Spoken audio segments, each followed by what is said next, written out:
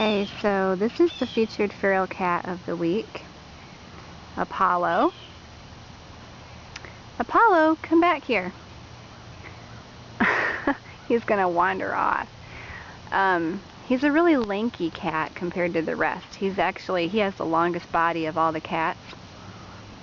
And I'm not sure what kind he is, but he looks a lot like the first cat that came to me, Courage, and I think maybe they could be related somehow. Maybe they're brothers, because they both had the very long, hardy bodies, muscular bodies with the same markings essentially. The only difference is that Apollo has like a darker eyeliner around his eyes and a little bit more of an exotic look to his face.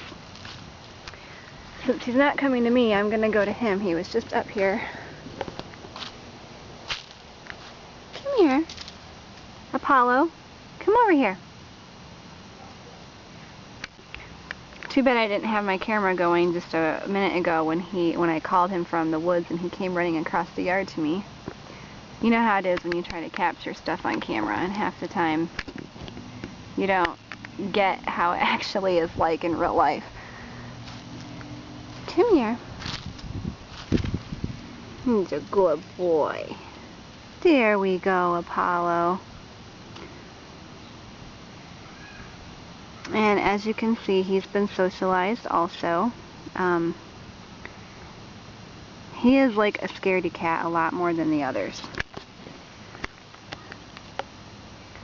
So, Apollo, come over here. Come here. Will you come over here? Come on. Maybe if I walk, he'll follow me. Sometimes they do that. Apollo! Here, kitty kitty. Yeah, here he comes. He's going to run after me. Come here. Come here. Good boy. You want to take a walk with me? You want to take a walk with me? He says, yes, I do. He would actually follow me down the street if I wanted to take a walk right now, but that'd be kind of hard to film. Show the camera your lovely face and your pretty eyes. Long body.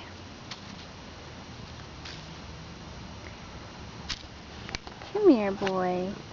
He's such a gentle spirit, this one is. He's very skittish, and the littlest noise will spook him into running away. But he's also very cuddly and likes tummy rubs. And he likes to lay on me and sit with me in the chair. Not so much being held, but he likes to lay half on your lap, half on the chair, or right up against your legs. Yeah, you're so good. I would love to be able to adopt him because I lost Courage, and he reminds me of Courage. Personality is total polar opposite of Courage. But the way he looks, his markings and his shape and everything, he looks so much like him. And he's so sweet that I don't want anything to happen to him, so I almost hate for him to live outside. He doesn't stick around the house as much as the other ones do, like Pumpkin, for example. So I kind of worry about him come winter, and I'm sure he'll be okay. We have shelters if he will actually use them. He's used them a few times before, but he gets kind of skittish sometimes to be up around the house with all the movement or the other cats.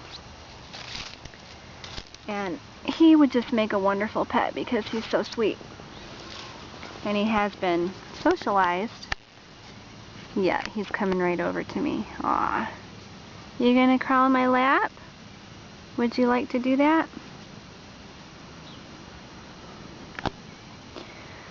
But,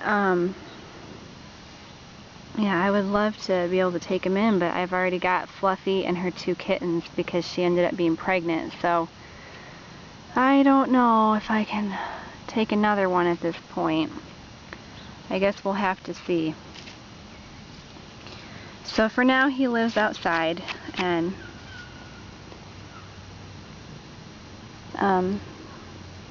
I'm not sure how he would get along with other cats, because like I said, he's he tends to need a very calm and quiet environment. He likes things to be very calm and quiet because he's kind of a calm and quiet cat himself. And when he does meow, which isn't very often, he has this kind of scratchy sounding meow.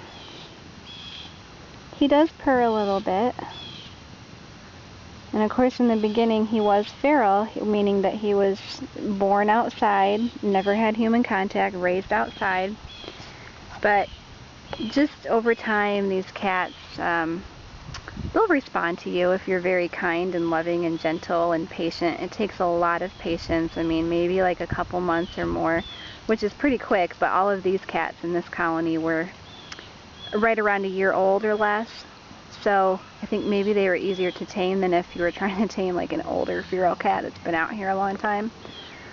But if you are real gentle and patient with them, you definitely can socialize them almost to where you could adopt them and bring them indoors. And I think it's a misnomer that a feral cat could never be adopted or wouldn't make a good pet. I'm sure there's some cases, we have some cats around here that look really rough, and there's some cases where, yeah, a feral cat is happy living outdoors and they would not be good in a home.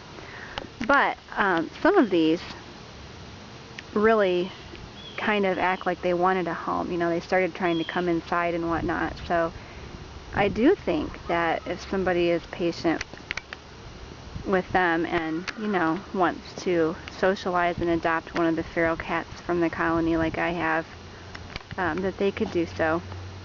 But anyways, hopefully he'll find a home.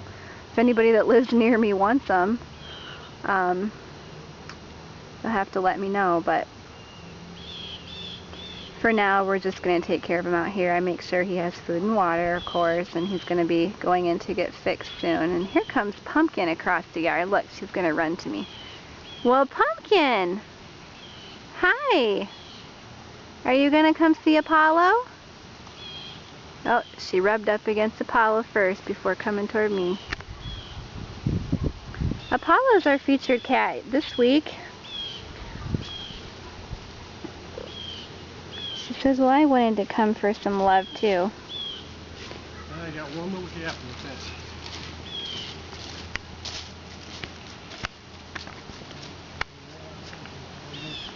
So, anyway,